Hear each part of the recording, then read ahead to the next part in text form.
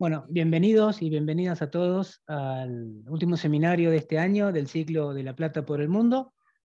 El año que viene vamos a continuar con todos los otros platenses que andan dando vueltas por el mundo. Así tenemos un cartelito en cada continente, esperemos. No tengo nadie conocido en África, pero bueno, vamos a tratar de encontrar algunos. Si no, vamos a mudar a alguien para que vaya a África a dar la charla. Bueno, en esta ocasión es un placer terminar las charlas de este año con Antonio Di Scala. Antonio estudió licenciatura en La Plata y después, si no me equivoco, estuvo en Córdoba y se va haciendo el doctorado bajo la dirección de Carlos Olmos. Yo casi coincido con él. Me acuerdo que justo cuando llegaba a Córdoba se recibía, así que ligué un asado en honor a él, de suerte.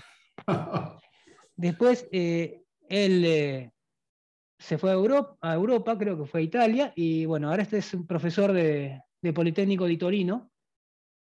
Está trabajando ya hace muchos años y bueno, está muy bien, está trabajando muy bien. En esta charla nos va a hablar de hash, blockchains y Bitcoin. Muchas gracias, Antonio, por estar presente y por ser parte del ciclo. La verdad que nos alegra mucho. Bueno, no, muchas gracias a ustedes en realidad por haberme pensado y por haberme invitado. Es un placer estar acá contando un poco de lo que estoy haciendo en estos últimos años. Antes que nada, bueno, le dedico esta charla al recuerdo de Daniel Hernán Fuentes, que fue un profesor, un amigo en la escuela secundaria, y él fue que me orientó vocacionalmente hacia la matemática. Y me enseñó informática también. Estamos hablando fines de los años 80 en Mar del Plata. Yo soy marplatense en realidad. Así que bueno, le dedico esta charla a él. Como les decía en el abstract, primero les voy a contar un poquito de la criptografía o de lo que enseño en estos últimos años en el Politécnico de Torino. Y después me puse como objetivo explicarles estas funciones de hash y el rol que juegan, o dos roles que juegan en la blockchain de Bitcoin. Y bueno, voy a hacer algunos experimentos, les voy a mostrar un poco algunas cosas y bueno, voy a tratar de ser claro. Veamos si lo logro. Bien, entonces empecemos por les muestro entonces, incluso preparé esta especie de índice que se los pego acá.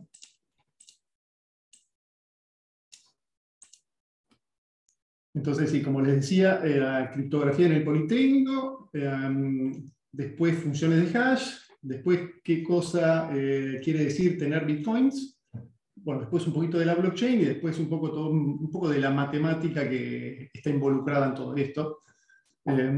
Así que bueno, veamos. Muy bien, entonces, ¿cómo es el tema? Digamos, en el Politécnico se forman ingenieros y, de todo tipo, ingenieros mecánicos, electrónicos, etc. Y en el departamento de matemática formamos ingenieros matemáticos también.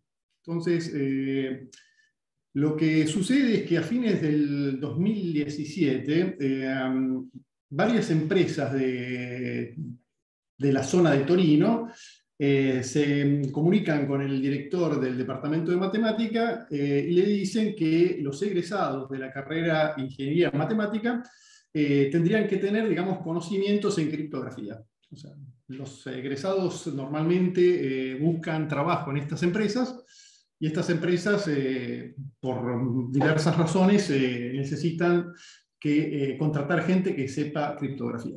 Esto fines del 2017, y bueno, cuando suceden estas cosas, en las reuniones de consejo del departamento se abre el debate y se pide, digamos, quién da disponibilidad para crear un curso, en este caso un curso de criptografía. Y bueno, entonces en enero del 2018 doy la disponibilidad a crear un curso de criptografía y bueno, y enseñarlo a estos jóvenes ingenieros matemáticos. Bueno, todo esto para mí fue, digamos, un cambio importante porque durante muchos años, como contó Gastón, estudié geometría y trabajé estudiando geometría diferencial, que es la formación mía, soy un geómetra diferencial. Pero bueno, era un desafío hacer esto, era importante porque hay muchos jóvenes ingenieros que quieren aprender estas cosas. Así que bueno, me metí en esto y me puse a estudiar. Me puse a estudiar criptografía. La criptografía en realidad de la que estamos hablando ahora es un mix entre matemática e informática. Y informática, en realidad, había aprendido bastante en la escuela secundaria con Daniel y con otros prof que me enseñaron cosas importantes en aquella escuela en Mar del Plata en aquellos años. Así que, bueno, en realidad ya tenía bastante ventaja, en realidad. Tenía que estudiar, pero no tenía que estudiar tanto. Entonces, bueno, ¿qué sucede? Estudio los temas de criptografía y con un colega que hacía años, un italiano, que también se estaba interesando desde hace años en la teoría de números y en la criptografía. Junto con él proyectamos y construimos el curso de criptografía. Y un año después, prácticamente fines del 2018, aquí... Esto que ven aquí, DISMA, es el Departamento de Matemática. A fines del 2018, del Departamento de Automática e Informática, el DAWIN, me llaman para crear otro grupo, otro curso de criptografía, un curso más adaptado a ingenieros informáticos. Entonces, en este momento estoy enseñando dos cursos de criptografía, un curso para ingenieros matemáticos y otro curso más con un corte informático para los ingenieros informáticos. Y bueno, lo que sucede es que cuando uno enseña estos cursos para ingenieros, automáticamente, o casi automáticamente, aparecen muchos alumnos que piden hacer tesis en temas de informática y de criptografía informática. Y bueno, se genera, digamos, un cierto volumen, digamos, de personas y, bueno, todo esto llevó a cabo, digamos, generó la creación de un grupo, del grupo de criptografía. Entonces les muestro, que tengo preparadito, les muestro la página de internet del grupo. Esta es la página del grupo de criptografía y teoría de numeri, naturalmente es en italiano, porque estamos acá en Italia.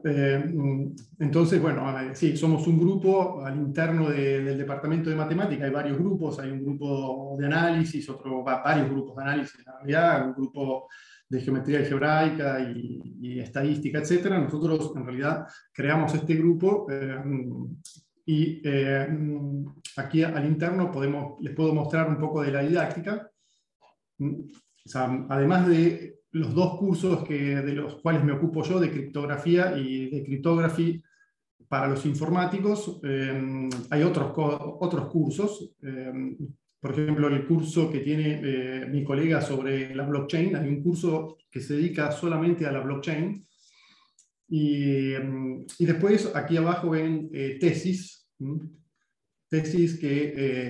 Títulos de tesis en las cuales un ingeniero matemático o anche informático puede estar interesado y bueno, nosotros los guiamos.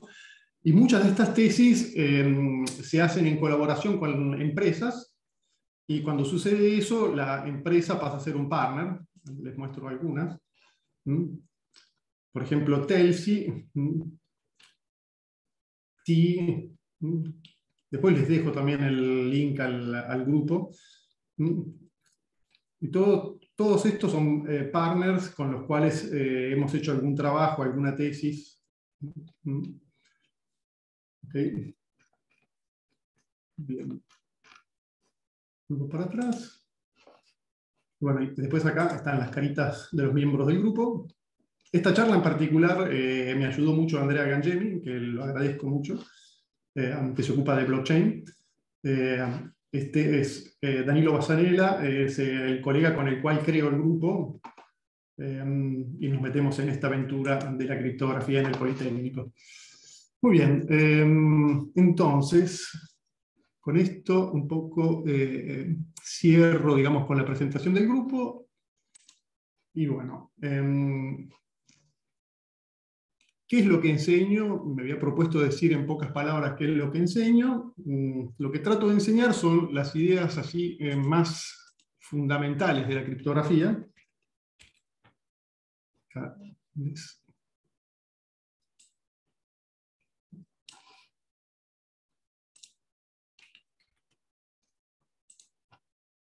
Partiendo, digamos, de las dos grandes partes de la criptografía, que son la criptografía simétrica y la criptografía asimétrica. Les digo, para los que no saben qué son estas cosas, les explico qué son criptografía simétrica y criptografía asimétrica.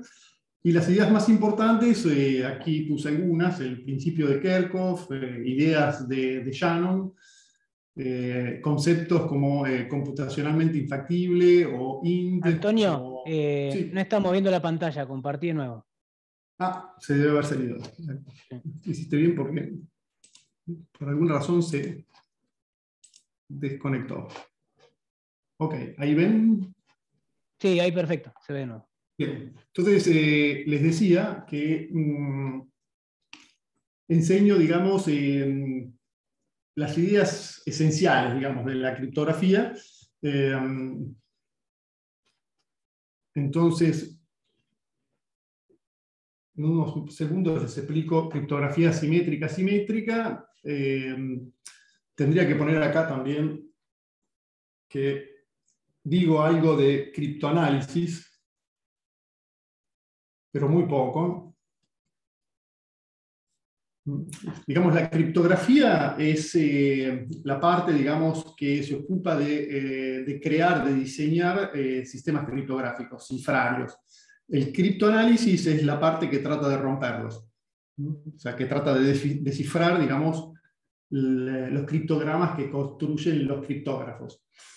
Y bueno, las ideas importantes, hay varias, y son estos nombres que les digo acá, quizás no le dicen mucho, pero bueno, está este principio de Kerckhoff, ideas de Shannon. Shannon es el padre de la teoría de la información, que unos años después de escribir el paper famoso sobre teoría de la información, escribe un paper sobre criptografía. Después, computacionalmente infactible es un concepto muy importante que es la clave, gran parte de la clave de la criptografía pasa por este concepto. Y después, bueno, una idea importante es IND. Si tengo un poco de tiempo lo voy a explicar. La criptografía probabilística o probabilistic encryption. Bueno, y sigue, podría seguir, pero bueno. Les muestro, para darles una idea, digamos, una página de una de mis lecciones, para que vean de qué se trata.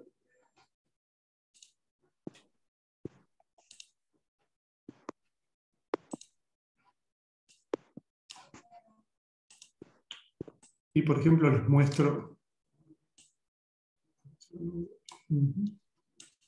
pasar para aquel lado, acá está. Esta sería una lección. Son estos cursos de los que les estoy hablando, el curso de criptografía para los matemáticos y de criptografía para los informáticos, son cursos de 14 semanas. En cada semana hay 4 horas y media, 3 horas de teoría, 1 hora y media de ejercicios. Y bueno, para cada semana les preparo un PDF de unas 20 y pico de páginas con todo el material, con ejercicios, con problemas, con citas, aprofundimientos y cosas por el estilo. Y bueno, esto me sirve porque ahora me voy a robar este pedacito de acá. Voy a cerrar esta ventana, voy a llevar para el otro lado.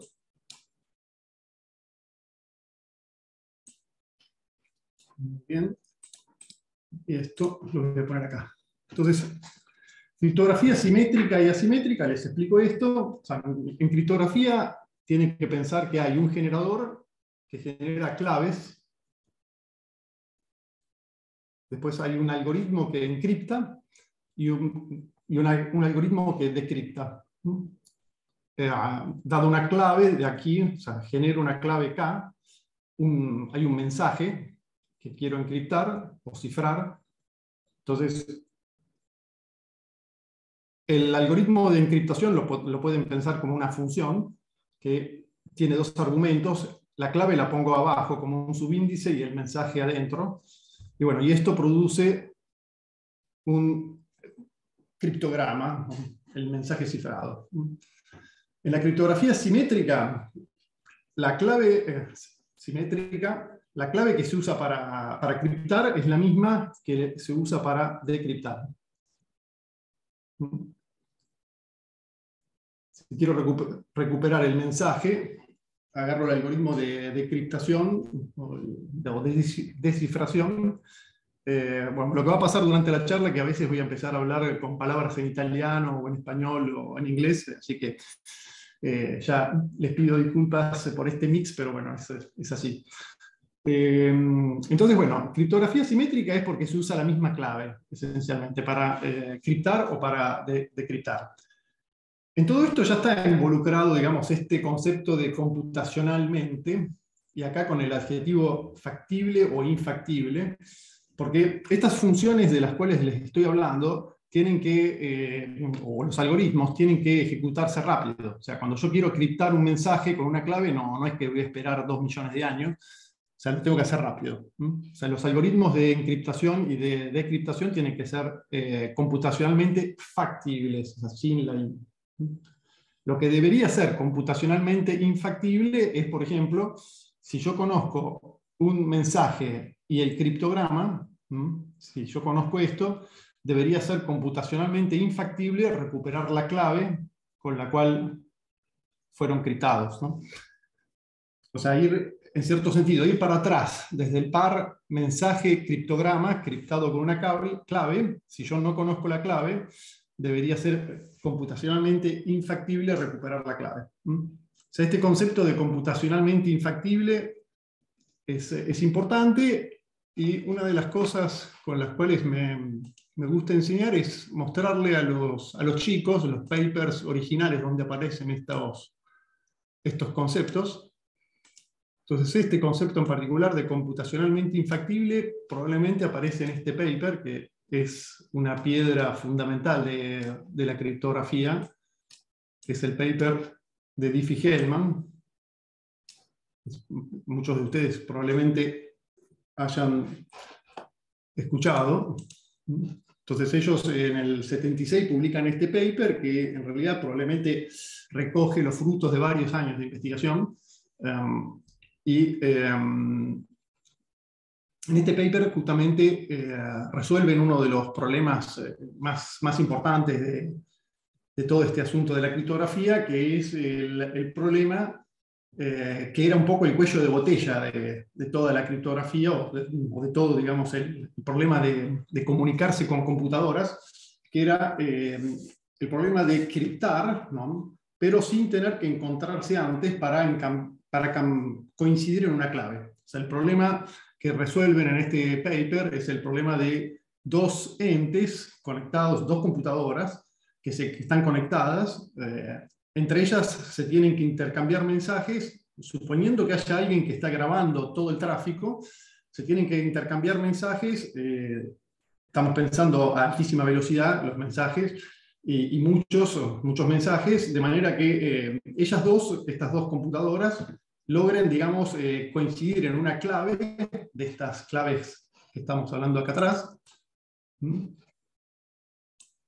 estas claves K que estoy hablando acá.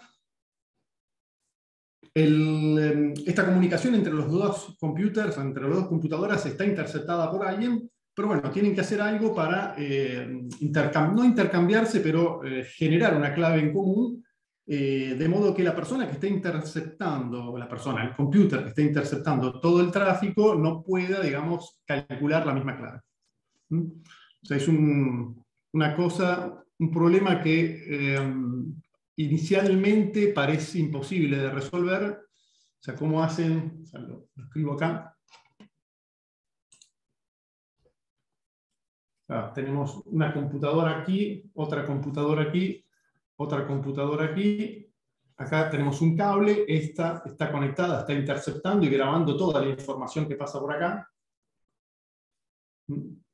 Bueno, estas dos computadoras nunca antes se hablaron, salvo en ese momento, no que empiezan a hablar, o sea, este tiene toda la información que se intercambiaron estos dos, pero sin embargo, de modo veloz y pasándose muchos mensajes, estos dos construyen una clave K para poder después utilizar ENC y DEC. Se ponen de acuerdo, quizás tendría que haber dicho que antes de todo esto se ponen de acuerdo en utilizar un cifrario, o sea, un algoritmo DEC y un algoritmo ENC, que también lo conoce el tipo que está escuchando aquí. Él también conoce todo esto, conoce perfectamente, digamos, el modo, el algoritmo, el ENC y DEC, si lo quieren pensar como funciones, conoce perfectamente esas funciones. Entonces, este que está aquí, ¿no?, intercepta todo el tráfico, tiene los mismos algoritmos que tienen ellos, sin embargo, no logra, interceptando todo el tráfico, no logra construir la clave en común que construyen estos dos en un tiempo razonable. O sea, el truco aquí está en que, desde el punto de vista teórico, este señor podría construir la clave K, ahí se me fue el italiano, pero tardaría, digamos, un tiempo desproporcionado comparado con el tiempo que utilizaron estos dos para intercambiarse la clave. O sea, si estos dos, intercambiándose mensajes, construyen una clave en 10 segundos, este de aquí, por ejemplo, para recuperar la clave, tardaría 1000 años o 1000 millones de años o algo por el estilo. O sea, ese es un poco el concepto que introducen Diffie-Hellman y lo explican en este paper fundamental que les mostraba recién. Muy bien.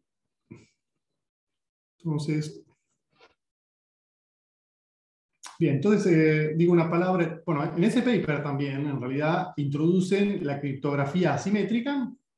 O sea, todo eso en ese paper que acabo de decir recién, o sea, en este paper. Ahora, antes de pasar a la asimétrica, les digo que en el paper ese, ellos explican precisamente cómo hacer esto. O sea, en realidad explican una manera de cómo hacer esto. Unos años antes había salido un paper de Merkle, que es otro padre fundador digo por aquí, de la criptografía moderna, en donde este señor Merkle explicaba un método, digamos, que no tenía mucho interés práctico, pero explicaba un método en donde, bastante sencillo, en donde estos dos extremos, estos dos que se están comunicando, si ellos, digamos, utilizaban, digamos, digamos, tardaban, digamos, utilizaban n operaciones, ¿no? O sea, tenían un esfuerzo de n pasos para crear la clave K, utilizando, digamos, este intercambio que hacían. El tipo Merkle mostraba que este malo tenía que ser n al cuadrado. O sea, unos años antes de Diffie-Hellman, Merkle mostraba que efectivamente era posible hacer esto, porque antes de estas personas muchos pensaban que era imposible hacer esto, ¿no? O sea, porque ¿qué es lo que sucede? O sea, uno se imagina, digamos, estas comunicaciones entre este ente y este acá, como si fuésemos personas adentro de un salón. Entonces uno no puede creer que estos dos, ¿no?, si se hablan y este escucha todo, se pueden intercambiar algo. O sea, si estoy en un salón escuchando dos personas que se hablan y que yo sé que nunca se hablaron antes, o sea, no tienen nada en común, recién se conocieron, es bastante intuitivo pensar que no es posible que se intercambien algo y que yo no sea capaz de hacer lo mismo, ¿no? El tema es que acá el truco es que no son personas, son computadoras y se intercambian información a una velocidad increíble. Eso es importante, no hay que olvidarse que son computadoras. Muy bien. Otra cosa interesante que les decía es, en ese paper, Diffie-Hellman también explican qué es la criptografía asimétrica. Ahora se les explico. Entonces, de vuelta, tenemos un generador, tenemos el algoritmo de cifrado o encriptación y de decriptación. La diferencia es que este generador ahora no genera una sola clave, sino que genera dos. O sea, una que se llama la clave privada, o si quieren mejor secreta, SK. O sea, genera un par. SK y pública. La clave pública y la clave secreta. Bueno, entonces, lo que sucede es que uno de estos, por ejemplo, para decriptar uso la clave secreta y para criptar uso la clave pública. Entonces, es asimétrica porque la clave que se usa para encriptar no es la misma que la que se usa para decriptar. Y bueno, desde el punto de vista matemático, esto es la función inversa de la otra. O sea, justamente como tiene que pasar que con una encripto y con la otra decripto, tiene que pasar que la composición es la identidad. Entonces acá uno se pregunta, digamos, ¿cómo puede ser que esto sea útil? Bueno, la utilidad de esto es que, digamos, si normalmente la clave pública, ¿no?, se deriva de la clave secreta de manera, digamos, rápida. O sea, el algoritmo que lleva de la clave secreta a la pública es rápido, pero ir para el otro lado, ¿no?, es computacionalmente infactible. O sea, si conozco la clave pública, que sería lo mismo, digamos, de conocer una función, que sería la función que encripta, es computacionalmente infactible construir la inversa. O sea, no es matemáticamente imposible porque es la inversa, pero construir el algoritmo que lo hace, construir la clave pública, puede llevar millones y millones de años. Y eso es otra idea también que insisto mucho en mis cursos, dar una idea de qué es esto de que pueda llevar millones y millones de años, y esa idea es fácil de transmitir porque uno habla de un bucle, en programación un for to next. Esto es un bucle, ¿no? Acá un poco utilizo una pseudo sintaxis de BASIC. Entonces esto itera, es un bucle que itera, y bueno, es fácil darles una idea de algo computacionalmente infactible con la idea de iterar. O sea, no es lo mismo, por ejemplo, iterar, hacer un bucle de, por ejemplo, no sé, de 2 al cubo iteraciones, 2 a la cuarta, 2 a la quinta, ¿no? Uno lo hace, por ejemplo, en BASIC o en Python o en Fortran o en cualquier lenguaje, pero cuando uno va aumentando el exponente, uno se da cuenta rápidamente que si uno dice, bueno, lo quiero hacer iterar 2 a la 256 veces, bueno, la cosa se pone pesada. O sea, uno va a tener que esperar muchos, muchos años.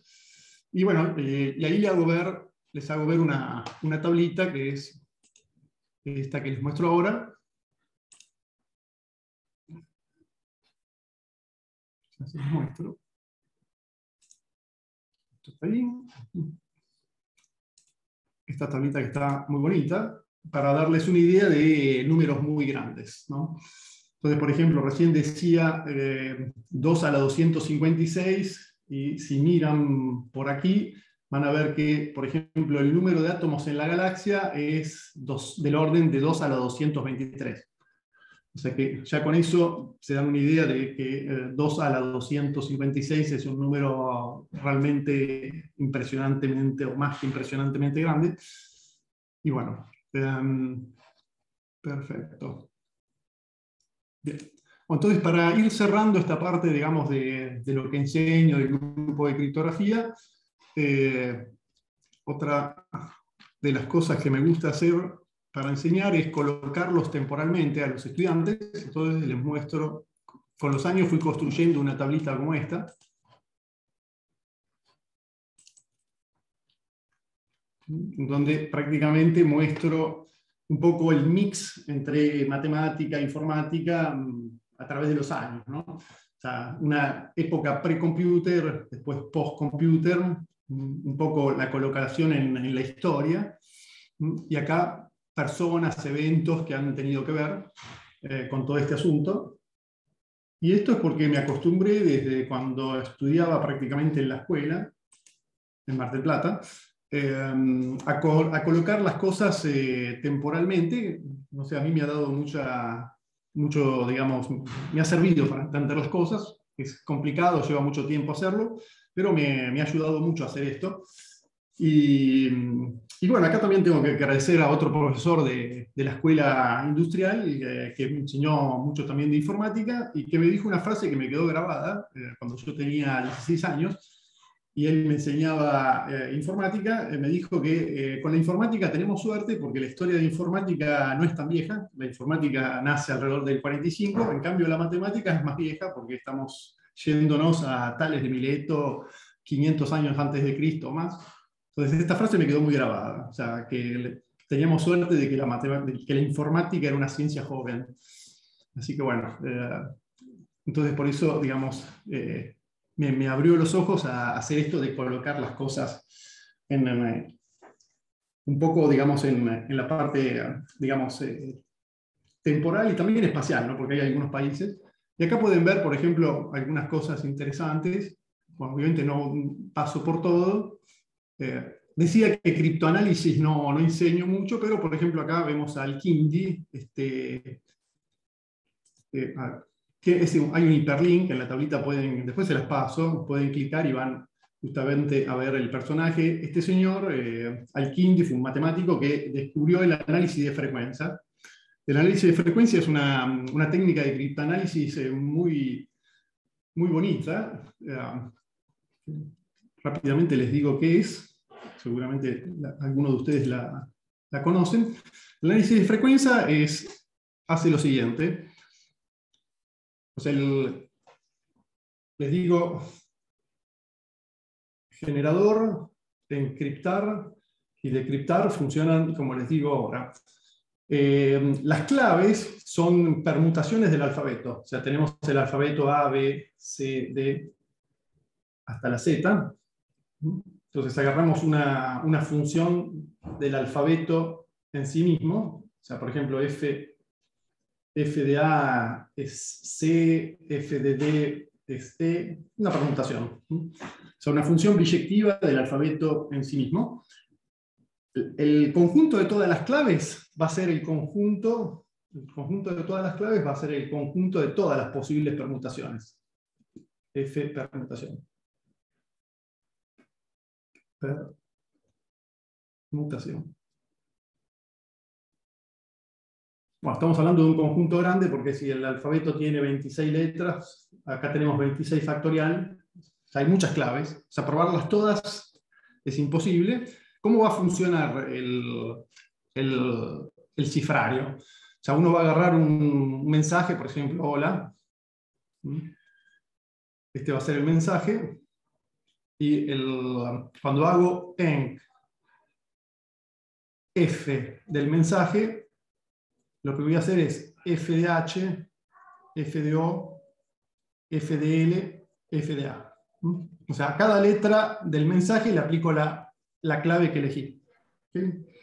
Bueno, o sea, probar todas las claves, si uno hace esto del loop, es computacionalmente infactible. 26 factorial es enorme, o sea, ese loop no va a terminar, pero el análisis de frecuencia que inventó este árabe, mucho antes digamos, de todos estos inventos tipo computación y todo lo demás, es la observación de que en cada lengua, por ejemplo en el español, en cada lengua las letras, la A, la B, la C, etcétera, se les puede asociar una frecuencia. O sea, uno agarra, por ejemplo, digamos, el Don Quijote, uno cuenta cuántas veces se usó la letra A y divide por el número total de letras usadas, y eso le da una frecuencia a la A, una frecuencia a la B, y etcétera, etcétera, etcétera. Bien, entonces, para romper un mensaje, supongamos que el mensaje fuese más largo que hola, uno escribe un email en español, entonces lo que voy a hacer es agarrar y calcular las frecuencias de estos símbolos que están todos mezclados por la F, y bueno, y voy a poder establecer un diccionario con las frecuencias más típicas de las letras. Y eso funciona. eso funciona y prácticamente muestra que este modo de criptar utilizando una permutación es muy ingenuo, aunque sí parecería, digamos, de que es una buena idea hacer esto, ¿no? Así que bueno, con esto, digamos, es un poco la idea de lo poco de criptoanálisis que explico en mi curso. Naturalmente lo explico con más ejemplos y más detalles. En realidad explico un poco más de criptoanálisis, pero bueno, para esta charla lo dejo un poco así. Si después quieren saber más, les puedo pasar un poco más de información. Entonces, bueno, con esto cierro la parte de un poco que le había prometido sobre criptografía en el Politécnico. Les voy a explicar un poco de las funciones de hash. Yo no me acuerdo qué hora empecé, porque habré empezado hace media hora o un poquito. No sé si están llevando No, sí, ustedes yo el creo curso. que media hora empezaste, también me perdí Muy con bien. estaba Perfecto, haciendo otra está cosa. bien. Entonces, estoy bien porque lo que viene ahora es un poquito más rápido. Yo había programado más o menos 45 o 50 minutos y después si quieren hacerme preguntas. Así que bueno, ahora paso a la parte de funciones de hash.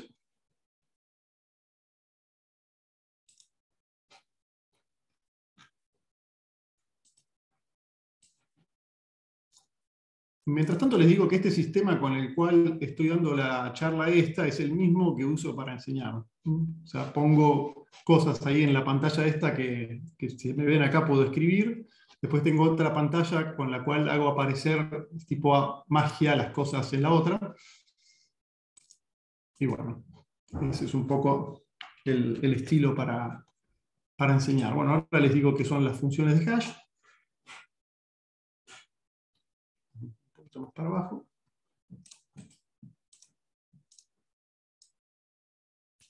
Muy bien, entonces las funciones de hash son funciones que tienen como argumento este símbolo acá, que ven acá el dominio, función, dominio, codominio.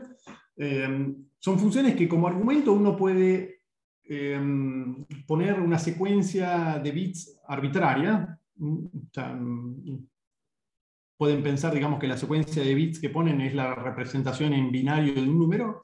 Entonces podríamos pensar que una función de hash es una función que uno le pone un número entero, natural, en realidad un natural, y da como resultado un natural.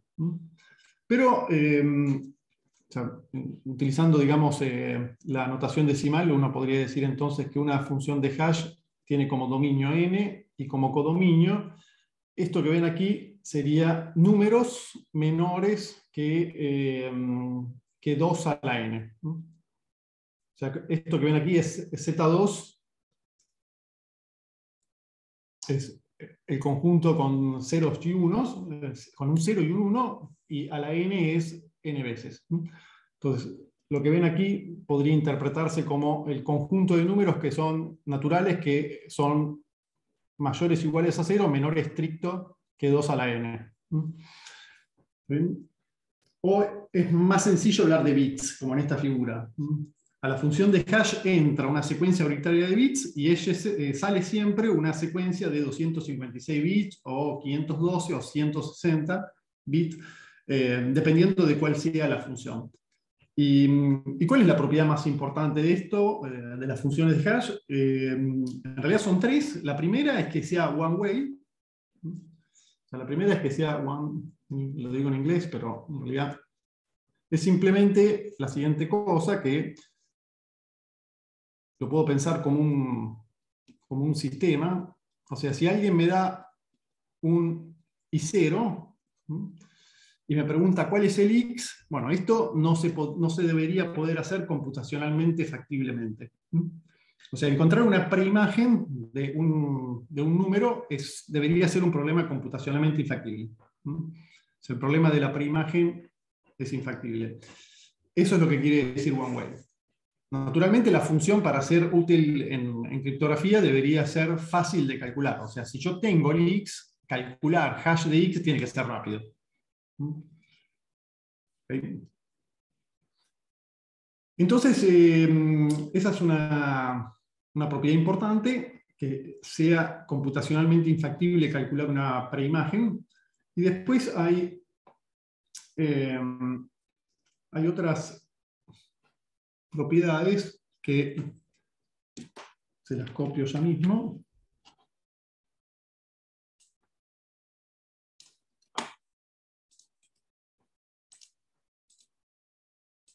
Debería ser también computacionalmente infactible encontrar dos valores del argumento que produzcan el mismo hash. Esto es lo que se llama en inglés collision resistance. O sea, tendría que ser computacionalmente imposible, o sea, infactible, encontrar x0 y x1 tal que el hash del x0 sea igual al hash del x1.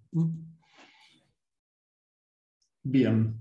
Y bueno, y esta última propiedad que se usa mucho en criptografía es la propiedad de que si yo, por ejemplo, agarro un x0, hago el hash y calculo el i con 0, debería también ser computacionalmente imposible encontrar otro x1, conociendo x0 y y0, encontrar un x1 distinto que x0 tal que produzca el mismo i con 0.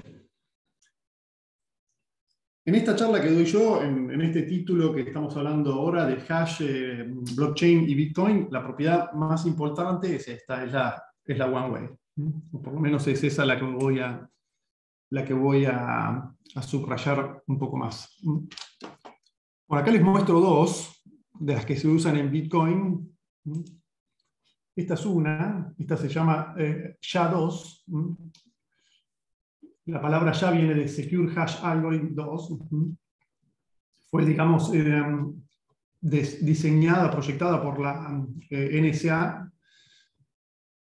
Y bueno, y sigue un proceso de construcción que se llama Merkle-Damgard, que no sé si voy a tener tiempo para explicar. Hay dos escuelas para construir funciones de hash. Una es Merkle-Damgard y la otra es utilizando lo que se llama una función de permutación. Que bueno, lo dejo para más tarde, si tengo tiempo les digo un poco más. Pero bueno, esta es una de las dos funciones de hash que se usan en el interno de la blockchain de Bitcoin.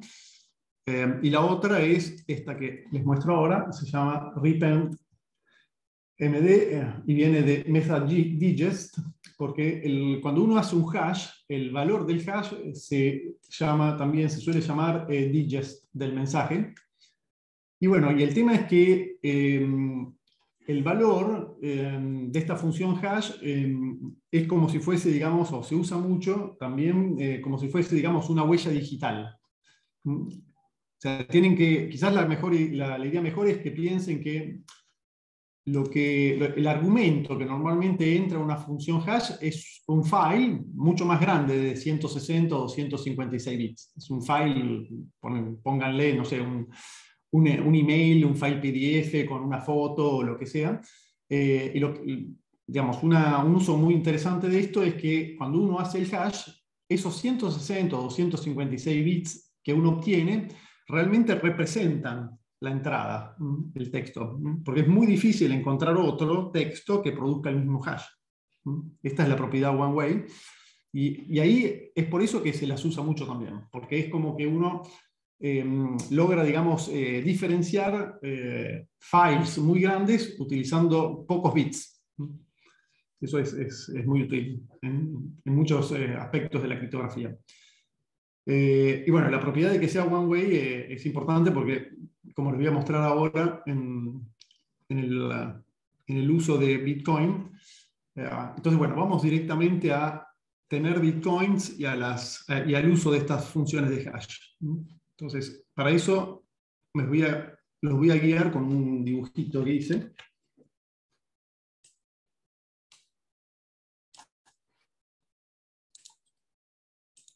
Entonces, el dibujito que armé es este. Bueno, entonces acá, digamos, ahora me concentro en tratar de explicarles qué es tener bitcoins. Tener bitcoins es ser el dueño, tener la llave privada de una dirección con un balance positivo. Ahora me explico un poco mejor qué es esto. Allora, una clave privada de Bitcoin es simplemente un número de 256 bits. O sea, una clave privada de Bitcoin es un número, lo llamo ponerle n, y es un número que es menor que 2 a la 256 y mayor o igual a 0. Aquí está la palabra casual, porque normalmente cuando uno, digamos, quiere comprar o tener bitcoins, este número viene elegido de una aplicación del teléfono, un wallet. Seguramente algunos ya tienen un wallet, viene elegido de manera casual y se genera un número de esta dimensión de 256 bits de manera casual. Entonces, eso es una clave privada. Después, utilizando las funciones de hash, se van a producir, digamos, la clave, lo que se llama la clave pública y lo que se llama la address. O sea, esto que ven aquí es un address. Son dos address, en realidad. La primera son dos address y ambas fueron construidas con una clave privada, o sea, con un número, utilizando funciones de hash y también curvas elípticas, que voy a decir algo en unos minutos, siguiendo este esquema que ven aquí. O sea, primero, digamos, del número n se genera, digamos, lo que se llama la clave pública, y después de la clave pública, utilizando las dos funciones de hash, se generan estas direcciones. Y bueno, quizás lo mejor en este momento es que les muestro qué entiendo por balance. Entonces voy a agarrar y voy a copiar eso. Tengo en el otro lugar, mejor.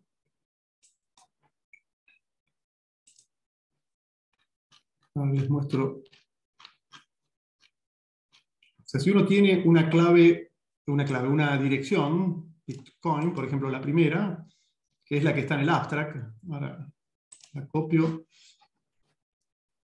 En Internet hay muchos servicios de exploración de la blockchain. Entonces acá voy a poner Blockchain Explorer.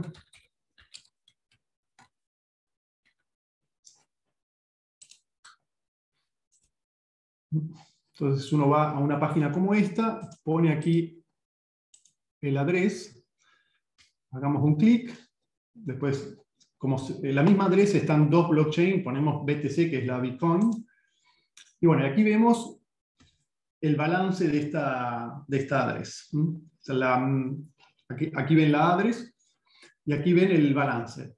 O sea, la persona o el ente o el ser que conoce el número, o sea, la persona que conoce el número n con el cual fue generada esta address, ¿no? En este momento puede, ¿no? Disponer, o podría en teoría disponer de estos 68 bitcoins, 68, algo. En realidad esta no, por una cuestión así un poco extraña que les voy a explicar después, pero la otra que les contaba, sí. O sea, la otra que aparecía ahí, o sea, esta que está acá, ahora voy a poner 0 aquí. Bueno, en vez de poner una dirección, voy a poner 0. Y ahí puse block, porque este es el primer bloque de la blockchain. Y la dirección que acaban de ver ustedes ahí, si van por aquí abajo, es esta, que es la dirección, digamos, que tiene que ver con dónde fueron a parar los 50 Bitcoin que se produjeron cuando empezó, digamos, esta blockchain. Entonces, si yo paso ahora, paso del bloque 0, paso al bloque 1. Entonces, con esto, este es el bloque 1. Y también esta, digamos, ven que hay 50 Bitcoin ahí adentro.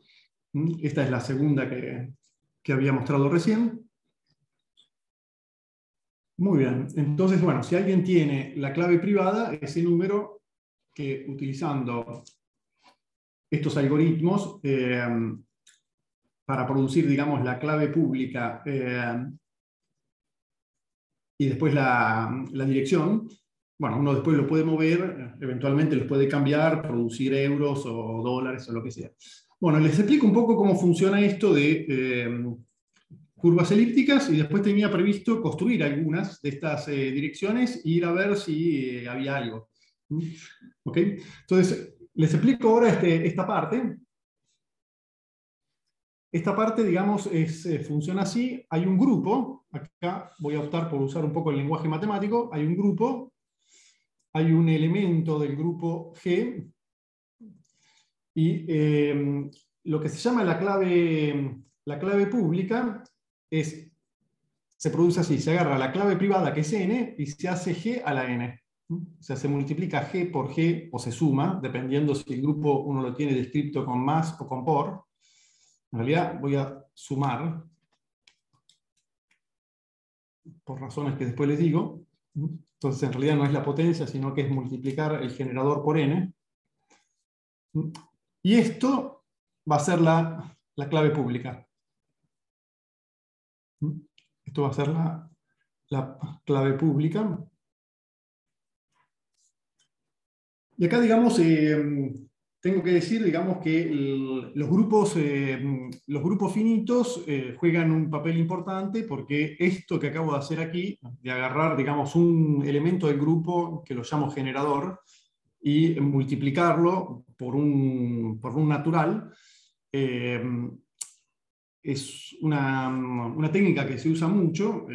Y bueno, en el lenguaje matemático sabemos que tenemos el grupo Z+, y lo que acabo de hacer aquí con multiplicar es considerar, digamos, una aplicación de Z al grupo, que a un n le asocia n por g.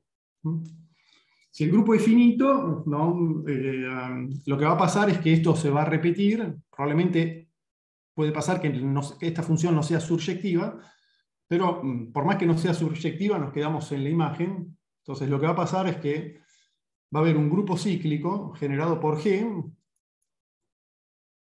y esto, digamos, esta función f, digamos, nos va a dar lo que en matemáticas llamamos un isomorfismo entre pongamos otra letra porque si no, n0. O sea, esta f se va a transformar en un isomorfismo entre el cociente y el grupo cíclico generado por G. Y bueno, en criptografía son importantes estos isomorfismos. En particular son importantes los isomorfismos one-way. O sea, isomorfismos one-way quiere decir, digamos, que uno los puede calcular rápidamente, pero el problema de la preimagen es hard. O sea, es difícil calcular la preimagen de estos isomorfismos. Bueno, acá la palabra curva elíptica simplemente en esta charla lo digo de esta forma, me parece una forma bastante simple. Las curvas elípticas en realidad son grupos, son curvas. O sea, una curva es un objeto que se parametriza con un parámetro. Son curvas que en realidad la humanidad las viene utilizando desde hace muchísimos años, desde Diofanto, por ejemplo. Diofanto, 300 años después de Cristo, buscaba soluciones enteras o racionales en curvas. Y bueno,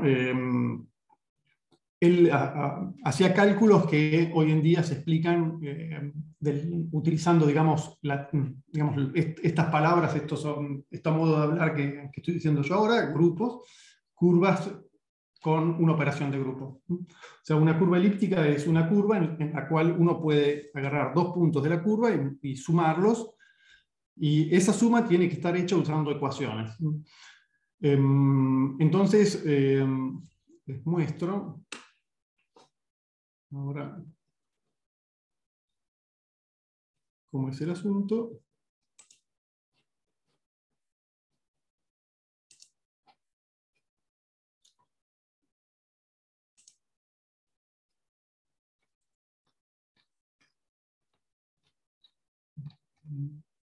Esto me abrió la ventana que no quería abrir.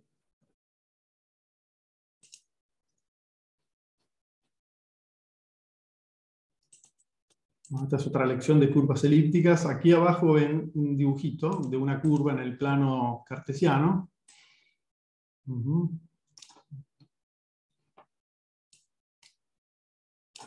Esto es lo que están viendo aquí. Quizás me lo copio mejor, es más fácil, y lo pego allá.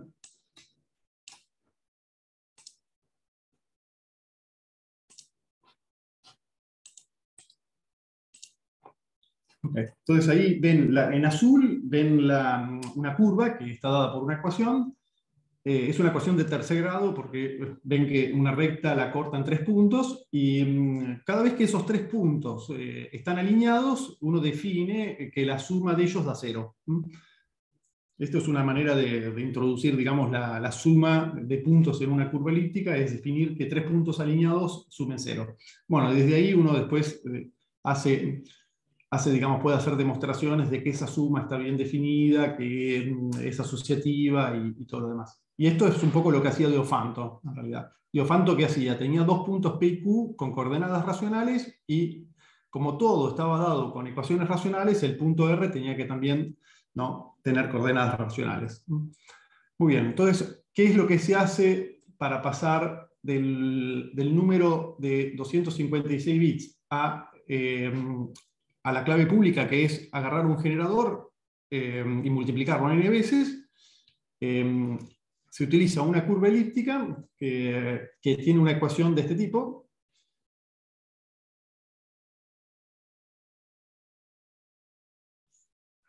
Y la única cosa importante que hay que recordar es que X e Y no son números enteros, sino que estamos trabajando en lo que se llama aritmética modular. O sea, son restos. O sea, X y Y pertenecen a lo que se llama un cuerpo finito, donde este número primo, este P es un número primo, y esto sería 0, 1, 2, hasta P-1. Y normalmente P es un número primo bastante grande, muy grande en realidad. Y bueno, todo esto digamos, está ya preparado para ser usado. O sea, esto, digamos, uno no lo tiene que hacer. No lo tiene que hacer cada vez que tiene que usar estos algoritmos. Ahora les muestro una cosa.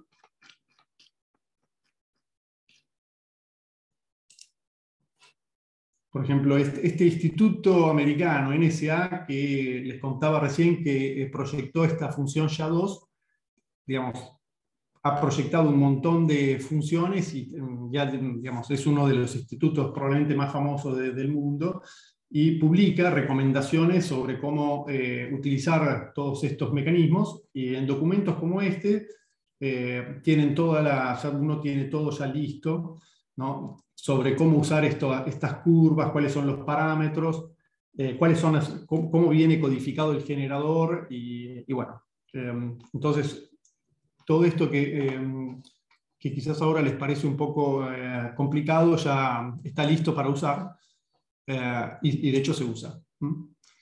Muy bien. Entonces, bueno, y después uno aplica, naturalmente, esta operación que acabo de decir aquí, cuando uno multiplica G por N, es un par ordenado. O sea, G va a ser un punto de esta curva. Multiplicarlo o sumarlo consigo mismo N veces va a producir un par ordenado. Las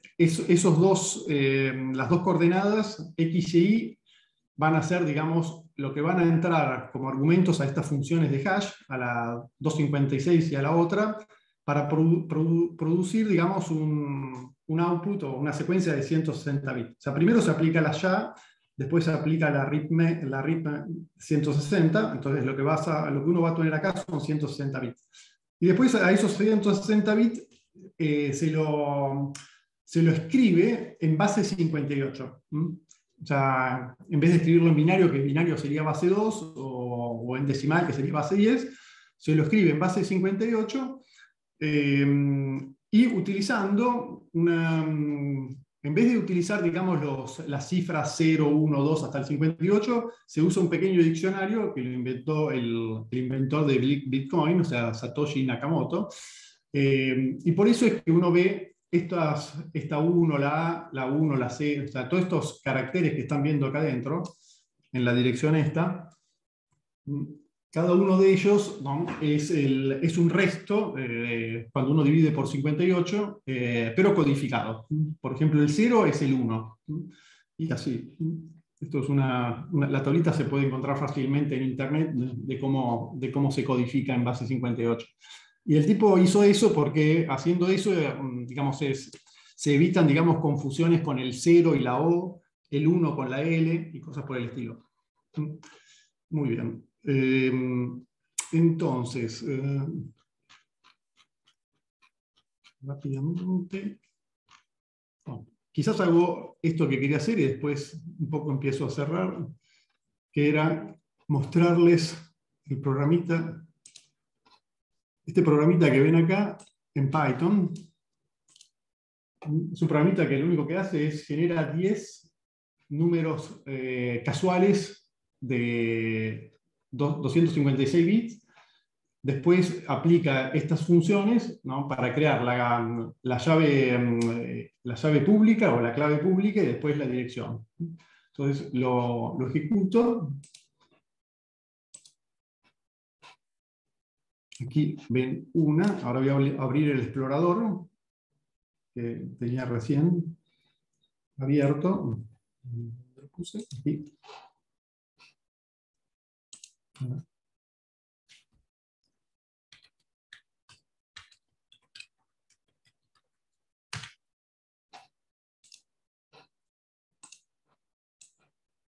Bueno, aquí vemos el explorador. Ahora lo que voy a hacer es pegar de una parte. Entonces, aquí vemos, primero lo agrando un poquito, así ven el par ordenado. O sea, esto que está acá es la llave privada en hexa. O sea, el número de 256 bits escrito en hexa. Lo que ven abajo es el par ordenado, que sería la clave pública. Sería el generador, que lo pueden, digamos, como les decía recién, es conocido, ¿no?, para esta curva. Y después la dirección donde uno puede ver si tiene o no bitcoins. Entonces uno va, la pega acá, y muy probablemente, seguro que nos va a decir que no tiene nada. Es la probabilidad de encontrar algo, ven aquí, 0. O sea, eso quiere decir que no hay nada ahí adentro. Entonces, hagamos 10 y después ya. Entonces, vuelvo. Ponemos ahí.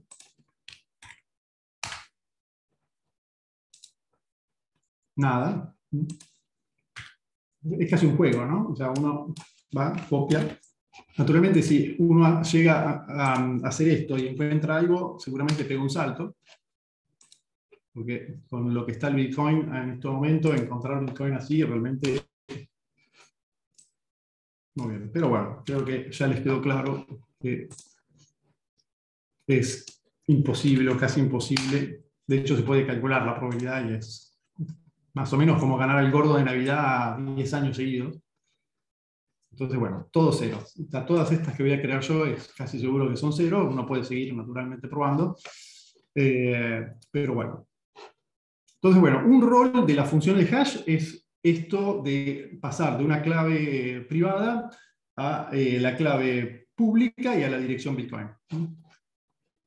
Después, rápidamente, un minuto les explico el segundo rol más importante, y después ya se me hizo un poco tarde, así que no les saco más tiempo. El segundo rol es enganchar los bloques de la blockchain.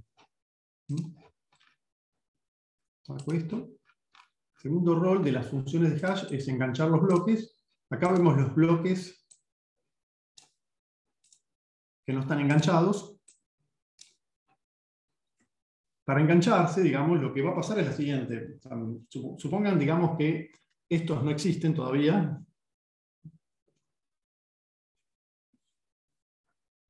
supongan que este ya está enganchado a otros. Entonces, lo que va a pasar es la siguiente cosa. Para poder enganchar el bloque a la blockchain, lo que va a suceder, digamos, es que aquí tienen las transacciones. Esto es un bloque, ¿no? Tiene una parte que se llama el header y después las transacciones. Y las transacciones en realidad se van a conectar, digamos, también con una función de hash que no entro ahora en detalle, a una parte del header. Entonces, la función esta SHA-256 se va a aplicar 2 veces al header. En realidad, adentro del header hay un campo que hay que ponerle un numerito. Y para poder enganchar el bloque, hay que buscar ese numerito, de modo que estas dos aplicaciones de la SHA-256 sean menor que un cierto número. O sea, esto, si lo pensamos a esto como una secuencia de bits, tiene que empezar con una cierta cantidad de ceros. Entonces, lo que está sucediendo es que para poder enganchar el bloque, hay que resolver un problema de encontrar este numerito, que matemáticamente lo podemos pensar así. O sea, tenemos digamos, este número que está aquí tiene 32 bits. O sea, podemos pensar, digamos, que cuando uno está tratando de enganchar a la blockchain un bloque que tiene una cierta cantidad de transacciones, esas transacciones determinan una función de hash entre este conjunto que tiene 2 a la 232 números. Esta función de hash es en realidad la composición de SHA-256 con SHA-256 con una parte, digamos, que tiene que ver con información de las transacciones adentro del bloque, y después este es el verdadero argumento X que está acá. Entonces, es como si fuese una instanciación de la función de hash SHA. Y bueno, aquí adentro, digamos, como esto hay 2 a la 256 números aquí adentro, porque la SHA-256 tiene como codominio el conjunto de números que se escriben en binario con el 256 bits. Aquí adentro hay un subconjunto, que son los números menor que una cierta, digamos, cota. Esta cota va cambiando, de modo que los bloques se enganchan cada 10 minutos. Está todo calculado por el protocolo. Para el protocolo que coordina todos los nodos de esta red. O sea, no lo dije, pero creo que ya casi todos lo saben, que Bitcoin es una red adentro de la red Internet. O sea, son calculadores que están haciendo exactamente esto que les acabo de decir. O sea, están tratando de resolver el problema de la preimagen. O sea, esta función define de manera implícita un subconjunto de aquí, que es la preimagen de esto, y el problema es encontrar un X que pertenezca acá adentro. O sea, uno podría decir que, digamos, que enganchar un bloque a la blockchain es equivalente a encontrar un X de un subconjunto, donde el subconjunto está definido de forma implícita. Entonces, están conectados, sincronizados con un protocolo. Un protocolo, digamos, es un algoritmo, digamos, que corren en todos estos calculadores contemporáneamente. Y bueno, cuando uno de ellos logra hacer esto, lo comunica a todos. Como es fácil confirmarlo, porque le transmite las transacciones, les transmite también el X que encontró que hace ese trabajito, se lo transmite a todos los demás nodos confirman que efectivamente y rápidamente este lo hizo bien, y bueno, lo enganchan y van para el otro, para el que sigue. ¿Okay? Eso es lo que se llama, lo que acabo de explicar es lo que se llama proof of work. O sea, este trabajo de buscar este X, la búsqueda de este X es una búsqueda que hasta donde entendí hasta ahora es fuerza bruta. O sea, van probando y van cambiando, digamos, estos 32 bits hasta cuando lo encuentran. Entonces, esto lo que acabo de explicar acá es proof of work. O sea, es muy, muy distinto de lo que pasa en cálculo numérico cuando uno tiene que encontrar la preimagen. Sabemos desde Newton que hay algoritmos rápidos cuando uno puede calcular la recta tangente, puntos fijos y cosas por el estilo. Esta función de hash son altamente discontinuas, o sea, son realmente muy, muy, muy caóticas, así que bueno. Bueno, y después, nada, creo que me paro acá. Tenía un poquito más para hablar, pero no mucho más. Prácticamente les he contado la esencia de lo que quería. Y bueno, esta es la curva. Termino, digamos, un poco mostrándole los parámetros. Esta es la curva elíptica que se utiliza en Bitcoin. Cuando digo curva elíptica es simplemente un grupo construido con los puntos que satisfacen esta ecuación, i al cuadrado igual a x al cubo más 7.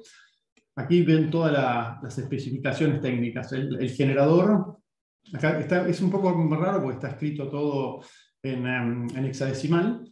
Aquí tienen el generador de la curva. Toda esta secuencia que estoy poniendo en azul son la parte x y la parte y concatenadas del punto de la curva que se va a utilizar para generar las claves públicas. Así que bueno, listo. Me paro aquí. Les agradezco de vuelta. Espero que les haya gustado. Nada. Les dejo, no sé si quieren hacerme preguntas. Bueno, primero agradecemos la excelente charla a Antonio. Pueden poner el micrófono en on y agradecerle a Antonio. A poner el loguito de la mano.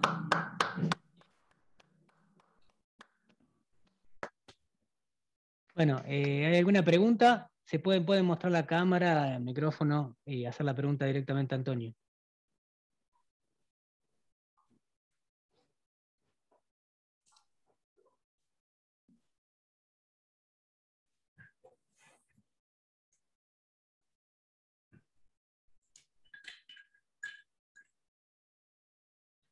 No sé si me escuchan. Porque... Sí, creo que nadie preguntó aún. Yo tengo preguntas, pero vamos a esperar que alguien pregunte. Sí, yo me había preparado algunos calculitos, pero me parece que gasté demasiado tiempo en otras cosas, pero bueno, en fin. Bueno, podemos hacer alguno de esos cálculos. Bueno, en realidad, digamos, en la parte de aritmética modular, que es la parte esta de los restos, o sea, ¿qué es la aritmética modular? La aritmética modular es, digamos, se puede, digamos, quizás explicar mejor con un problema. El problema, por ejemplo, hoy somos jueves, o es jueves en realidad, y bueno, después de un día es viernes, después de 2 días es sábado, y bueno, si son pocos días uno lo hace con los dedos, pero si yo les pregunto qué día va a ser dentro de 1000 días, la cosa se complica un poco, ¿no? Salvo que uno sea matemático y ya conozca un poco el truco. Pero bueno, piensen, los que no son matemáticos seguramente se pueden preguntar, digamos, esta cosa. Ahora en un segundo, si quieren, les muestro cómo la aritmética modular resuelve ese problema. Había preparado esta fotito de un libro de historia así de la teoría de números, se los muestro. Es un pasaje del libro de André Weil, en donde él explica, digamos, que ya desde los griegos se estudiaban estos problemas como el que acabo de decir, saber qué día de la semana va a ser dentro de 1000 días, y también se estudiaban problemas de este tipo, o sea, encontrar un número. Lo que están viendo aquí es un problema que dice encontrar un número X que cuando uno lo divide por A tenga resto P, y cuando uno lo divide por B tenga resto Q. Este tipo de problemas digamos, eran muy, digamos, típicos en la antigüedad, obviamente también ahora. Y estos problemas venían de problemas de varias naturalezas, pero esencialmente, ¿cuál es la esencia? ¿Por qué se ponen a pensar en estas cosas, estos matemáticos de distintas culturas? Porque había fenómenos naturales, periódicos, y no lograban realmente en un solo golpe medir el periodo, que el periodo sería el número X. O sea, no lograban saber quién era X de un golpe, porque tenían que esperar mucho, pero lograban hacer experimentos que lograban medir el resto de X dividido A. por alguna razón, que ahora no me pongo a explicar, lograban hacer experimentos durante varias semanas y decían, bueno, estoy buscando un número que, por ejemplo, dividido por 21 tiene resto 3. Después, el mismo número, hacían otro experimento, el mismo número dividido por 33 tiene resto tanto. Hacían distintos experimentos y sabían los restos. Pero después, digamos, sabían que ese número no podía ser muy grande. ¿Bien? Y entonces, con eso ya les alcanzaba para saber quién era el número. ¿Bien? Entonces, este tipo de cosas es muy interesante. Y bueno, también, digamos, este problema está relacionado con el problema de encontrar un número, o sea, dado un número, encontrar otro número que multiplicado por él tenga resto 1 dividido por otro. O sea, hablado es medio complicado, pero se los escribo. Aquí, o sea, otro tipo de problema era este. Uno tenía A, tenía N, uno estaba buscando un X tal que A por X sea igual a 1, ¿no? Módulo N. Esto quiere decir que cuando yo hago A por X y lo divido por N, el resto sea 1. ¿Okay? Esto era un problema que también interesaba mucho. Modernamente, en la matemática, digamos, que estudiamos nosotros, digamos, sabemos que hay números reales, hay números complejos, hay números naturales, están los enteros z, los racionales. Esto que estoy diciendo aquí, digamos, es un caso particular de la ecuación de primer grado. A por x más b igual a 0.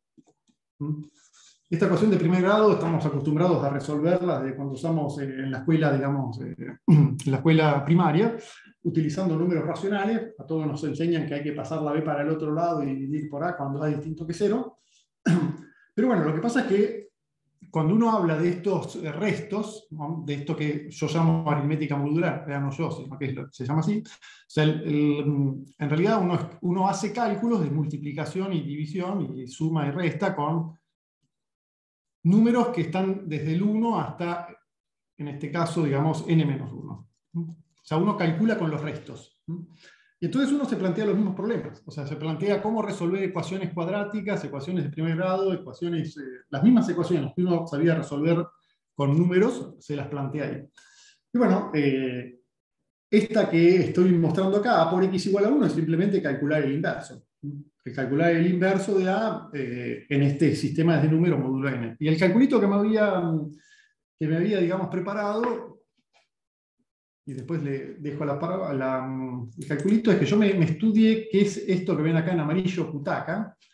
Kutaka era el método que utilizaban los matemáticos indios, ¿no? Indianos, hindúes en realidad, en español, para calcular el x. O sea, en la universidad nos enseñan el algoritmo de Euclides. Bueno, el algoritmo de Euclides y este Kutaka son más o menos la misma cosa. Pero bueno, hay alguien que me quiere preguntar, así que mejor, si después tengo un segundo, les muestro un ejemplo de este Kutaka. Sí, Karina quería preguntar algo, creo. Sí, adelante, adelante. Hola, hola. Hola. Tony, gracias por la charla, me encantó, muy bueno. Gracias, gracias. Obviamente hay un montón de cosas que uno, bueno, yo... No, también yo, no te preocupes. Soy física, así que como que todas estas cuestiones más matemáticas a veces me superan. ¿Sabés qué? Te quería preguntar, parece ser, bueno, según lo que contaste, que las funciones de hash son como claves, ¿no? Entonces, ¿qué pinta tienen estas funciones? O sea, más o menos entiendo de qué, bueno, vos explicaste los dominios, de dónde hacia dónde, pero son funciones, ¿qué pinta tienen, digamos? Mira, claro, esto que me preguntás tiene que ver con lo que quería contar, pero al final me enganché me expandí demasiado con otras cosas, tienen que ver con cómo hacen para construirlas. Entonces, te digo un poquito cómo hacen rápidamente. O sea, primera cosa, no te tenés que esperar que tengan una formulita. O sea, estas funciones, digamos, son funciones que se calculan utilizando iteraciones. O sea, hay dos métodos esencialmente para construirlas, que esencialmente hacen lo siguiente. Agarramos así, llamamos hash de x. Este x tenés que pensarlo como una secuencia larga de bits, lo parten a este X, y con cada uno de estos pedacitos entran en un ciclo, en un loop, en un bucle. Le hacen algo, o sea, es como que hacen una ensaladera de frutas de adentro, sale algo, después agarran este otro, lo mezclan con esto también en un bucle utilizando, digamos, ideas que tienen que ver con la teoría de Shannon. Este señor Shannon explicó cómo hacer para confundir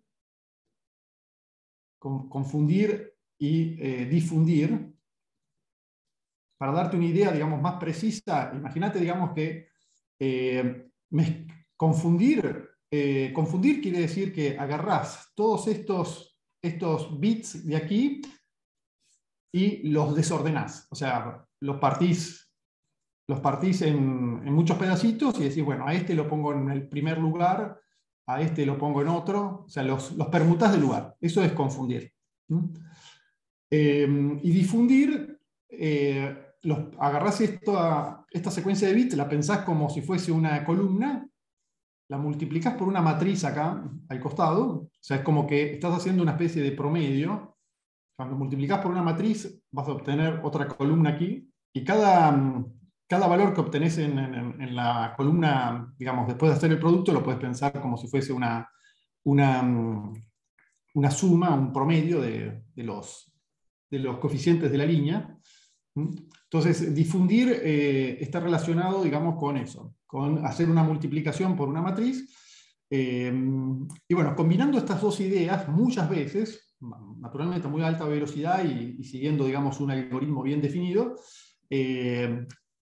vas a lograr, digamos, que cuando termines de procesar todos los pedacitos, vas a llegar a lo que se llama el hash de X. Y bueno, eso es un método para construirlas. O sea, a partir, digamos, de hacer iteraciones, o sea, para calcularlas usas un programa, ¿no? Haces un programa en Python o lo que sea, y las calculas. Esto que acabo de explicar fue un poco la idea atrás de lo que se llama Merkle, el método de Merkle o Merkle-Damgard.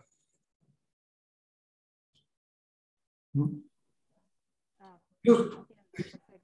Gracias. Pero hay otra cosa que ya que estoy te la digo un poco rápido. Hay otro método que es utilizar una función G que se llama permutación y que simplemente agarra toda una columna grande, ¿no? Y la transforma en otra columna de bits. Esta función es biyectiva.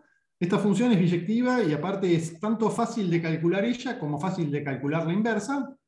Y el otro método lo que hace es esencialmente agarrar el X, lo parte de vuelta, la parte inicial de fraccionar el X de input es la misma, y después esencialmente lo pone aquí, lo transforma con la F a este X, y después, digamos, se queda con una parte de lo que sería la transformación y la combina con el segundo pedazo, hace lo que se llama un XOR, o sea, hace una suma de bits aquí, y bueno, y le sigue dando con esta F a todos los pedazos, hasta cuando al final termina y no te muestra todo el output, sino te muestra solamente la parte de aquí arriba. O sea, lo que sale,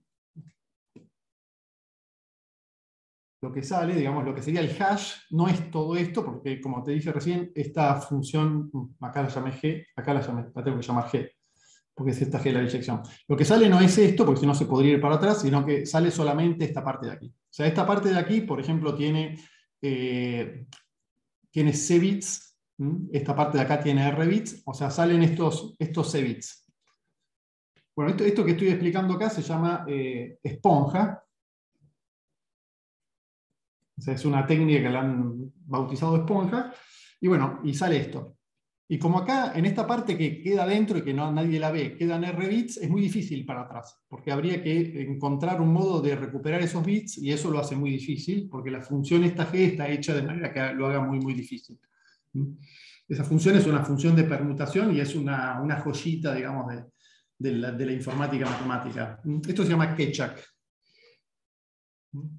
Que Keccak es un grupo que inventó esto y que prácticamente pertenece a una escuela que se llama Escuela de la Criptografía Apoyada en Permutación, y que, bueno, que hacen un montón de cosas utilizando esa función de permutación que la construyen como si fuese realmente una joya, ¿no?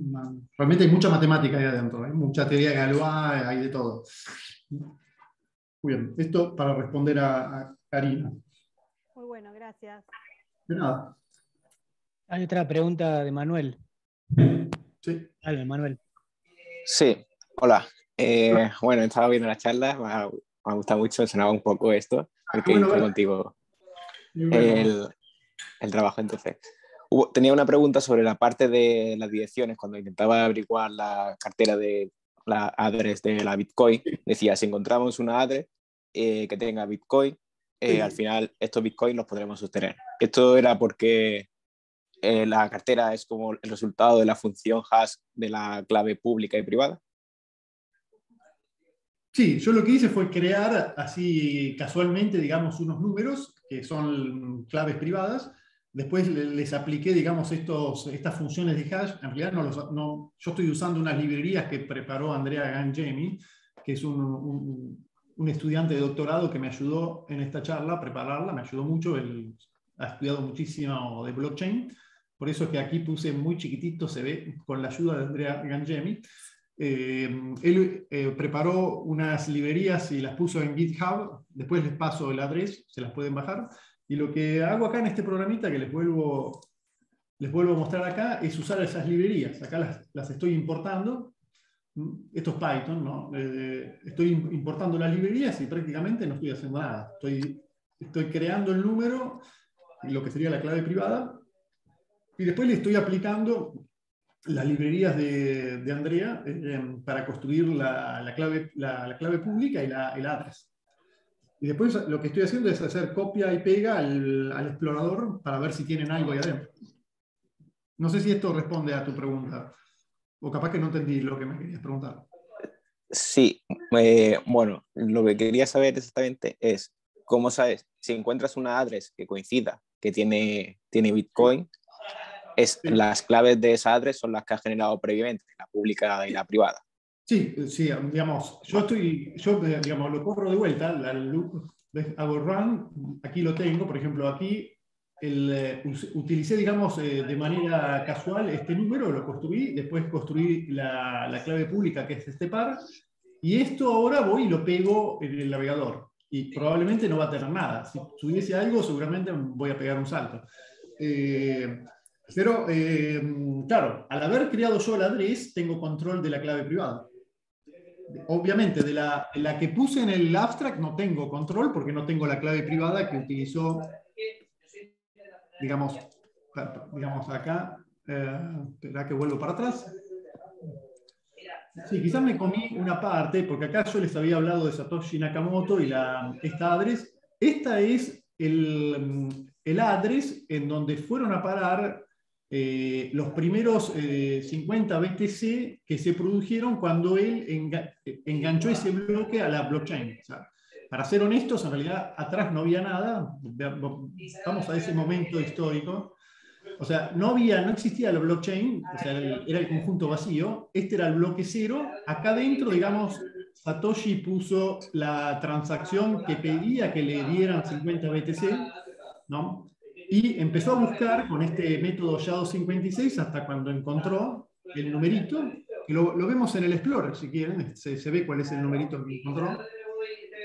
Y bueno, una vez que lo encontró, como estaba él solo, en esta red en ese momento, al momento cero, era un solo nodo, estaba él solo, automáticamente, digamos, se enganchó ese bloque al conjunto vacío. Y después siguió enganchando bloques, él solo, o ellos, porque no se sabe si Nakamoto es una persona, ¿no? O si son un grupo, lo que sea, pero acá lo vemos. Acá le pongo cero aquí, vuelvo al bloque cero. ¿Ven? Esto ven que empieza con ceros acá. Ese es el hash del bloque cero, o sea, del header del bloque cero.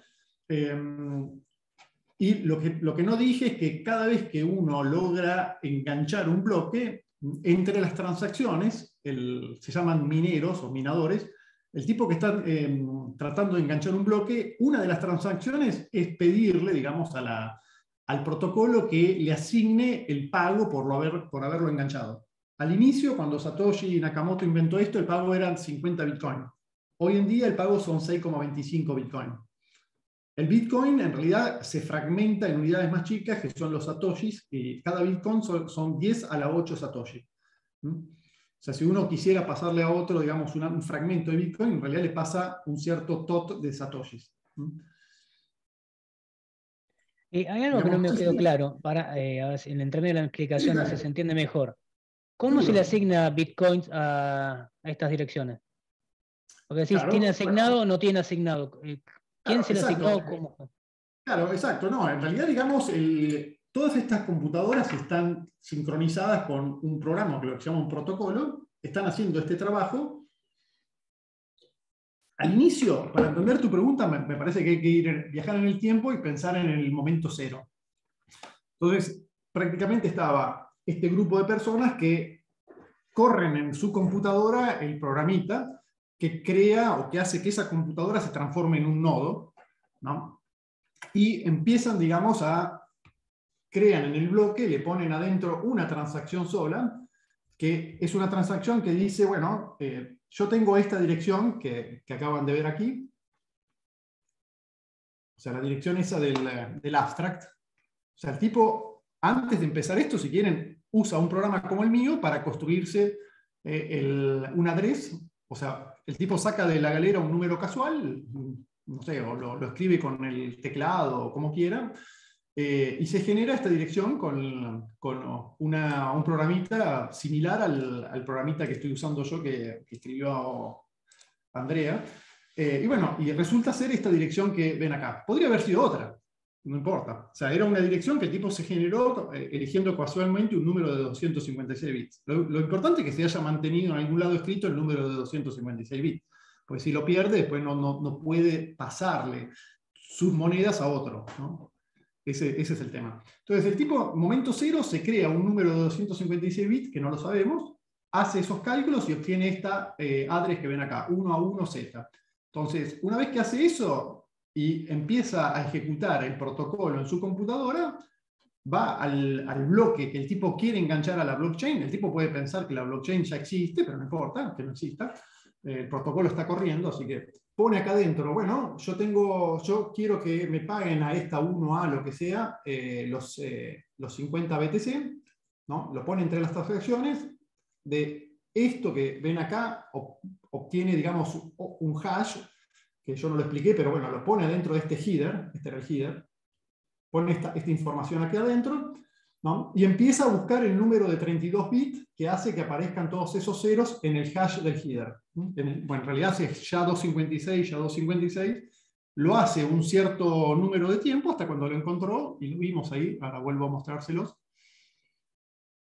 El tipo lo encontró, era este era el bloque cero. ¿Ven? Para haber encontrado esto que ven acá, estuvo un rato. Probablemente haya estado, no sé, teóricamente 10 minutos, o una media de 10 minutos, porque como estaba él solo, y como la teoría dice que cada bloque se tiene que enganchar, un bloque tiene que aparecer enganchado con una media de 10 minutos, podemos pensar que tardó unos 10 minutos en minarlo. Y bueno, y ahí lo enganchó. Y una vez que lo enganchó, en la blockchain queda registrado que en esta dirección hay 50 BTC. O sea, yo tampoco expliqué, digamos, cómo se transaccionan los BTC. Pero bueno, lo que pasa es que el tipo después sigue metiendo bloques, sigue, digamos, controlando direcciones, ¿no? Sigue metiendo bloques, ¿no? Engancha, una vez que ¿cómo se enganchaba en realidad? Quizás no lo dije, lo que está pasando es que este hash que tiene todos estos ceros después va a parar al header del bloque sucesivo. Ese es el modo de engancharlos en realidad, meter el hash de este header adentro del header del otro bloque. Después aquí, el que quiera minar el segundo bloque va a tener que ponerle en esta parte el hash del bloque precedente y buscar este nonce, ¿no? el valor justo de este registro de 32 bits, de modo que esto también tenga tantos ceros iniciales. Una vez que lo encuentra, digamos, lo enganchó al bloque. Y bueno, después y sigue. Todo esto sigue. Al inicio estaba este tipo solo, ¿no? Quién sabe hasta cuánto tiempo estuvo solo él o el grupo de los que sean haciendo este trabajito, y engancharon un montón de bloques. Y después, bueno, entre ellos, digamos, llegó un momento, creo que es en el bloque 170 o 270, donde adentro del bloque, digamos, no solamente está la transacción que dice, bueno, páguenme por haber enganchado el bloque, sino que ya hay otra transacción, ¿no? Le envía, por ejemplo, una cierta cantidad de bitcoins a otra dirección. Entonces, puede pasar, digamos, o sea, que de hecho pasó, y sigue pasando, que alguien tiene la llave privada, ¿no? De una dirección que tiene un balance positivo, entonces te manda, ¿no?, bitcoins a vos que tenés otra clave privada con un cierto balance o con balance cero. Pero vos le tenés que dar la address. Si un tipo que tiene bitcoins te quiere mandar bitcoin a vos, vos le tenés que dar el address. Entonces yo digo, bueno, con mi clave privada, ¿no?, te mando bitcoin a vos. Conociendo tu address. Si no conozco tu address, no te la puedo mandar. O sea, en realidad la persona física no juega un rol realmente. Lo que es una asociación entre bitcoins y address. ¿Está bien? Y para poder moverlos hay que tener la clave privada. Todo esto se hace muy rápido hoy en día con estos wallets que te puedes descargar en el teléfono. Pasa que en el wallet mucho de esto que estoy diciendo yo no se ve porque es todo transparente y amigable para el usuario. No sé si esto responde un poco la pregunta. Sí, excelente. Manuel, ¿se entendió ahora? Sí, perfecto. Muchas gracias. ¿Hay otra pregunta? Francisco, ¿querés preguntar o aplaudir? No. Quería hacer una preguntita. Primero, bueno, muchas gracias por la charla, estuvo muy, muy interesante. Y espero no preguntar una pavada, pero no entendí mucho el rol de que en estas curvas elípticas que uno toma haya como una operación definida entre los puntos. Creo que no describiste mucho cómo es la operación, pero alguna vez lo había visto, porque uno agarra dos puntos, se los une y se fija cuál es el tercero, y así es como uno define la operación, ¿verdad? Sí, digamos que quizás doy un paso para atrás. O sea, lo que se busca, digamos, lo que buscan los criptógrafos son grupos en los cuales, digamos, sea fácil calcular la suma o el producto, si querés, pero que sea difícil, digamos, calcular la inversa del isomorfismo con Z, ¿no? O con ZN. O sea, digamos, el punto es, o sea, las curvas elípticas en realidad son un caso particular. O sea, lo que se busca en criptografía es un grupo, si querés un grupo cíclico. O sea, por ejemplo, no sé, alguien que estudia matemática que no tiene nada que ver con criptografía, quizás está usando un grupo cíclico con un generador, con sus fórmulas, etc. Como es un grupo cíclico finito, tenés un isomorfismo entre un ZN y el grupo cíclico. El isomorfismo está dado por agarrar un N y mandarlo a, bueno, si lo denotamos, indiquémoslo multiplicativamente, es hacer G a la N. Es hacer G por G por G por G por G N veces. Lo que interesa es eso, y lo que tiene que ser difícil es calcular la inversa de F. Esto tiene que ser difícil. Las curvas elípticas, digamos, las venían estudiando hace muchísimo por otras razones, en geometría algebraica, en teoría de números, en muchas cosas. Y bueno, y a mediados de los 80, o sea, alrededor del 85, 86, dos matemáticos simultáneamente publican dos papers que prácticamente son idénticos. Uno es Miller y el otro es Koblitz. Entonces publican dos papers que dicen, bueno, por razones que nos parecen, de hecho no lo explican mucho, porque es difícil calcular la inversa. Directamente dicen, bueno, explicamos lo que hicieron Diffie-Hellman, lo explicamos ahora utilizando esta ley de grupos, que proviene, como es muy conocido en geometría algebraica y en teoría de números, proviene por esta construcción de definir, si querés, decretar, ¿no? Es tipo un decreto que la suma de 3 puntos da 0 cuando están alineados, y la curva, digamos, es una curva que está escrita de esta forma, que se llama la forma de Weierstrass, o sea, esto y, bueno, x al cubo más a por X más B. ¿Está bien? Es un decreto eso, que la suma da 0 porque funciona. Y funciona también en las cónicas. No sé si ustedes lo vieron, pero si yo agarro una cónica, o sea, una cónica normalmente la escribo como una elipse, ¿no? Que es un ejemplo de cónica.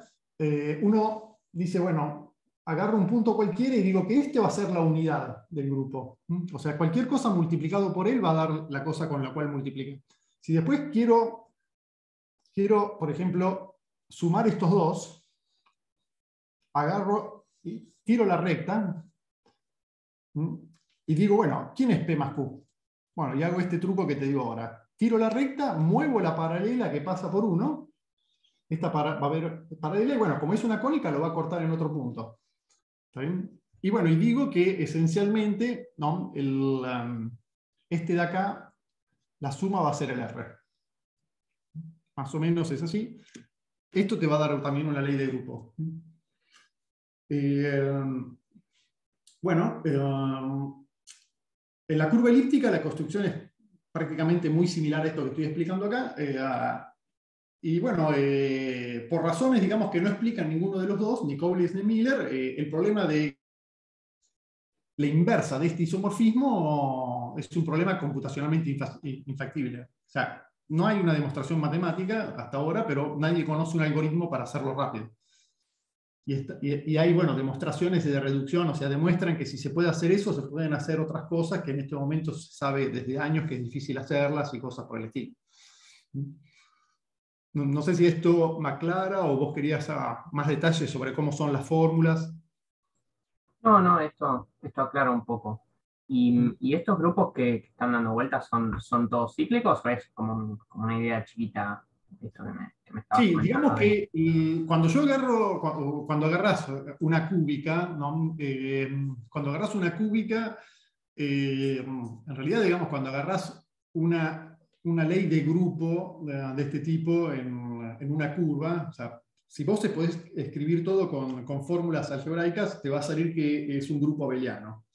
Y bueno, los grupos abelianos, por los teoremas de estructuras, son suma de subgrupos cíclicos, ¿no?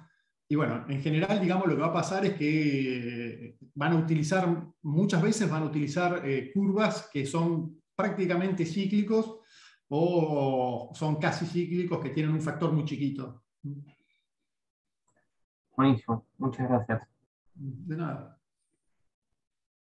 Bueno, voy a detener la grabación a ver si después hay más preguntas más sueltas.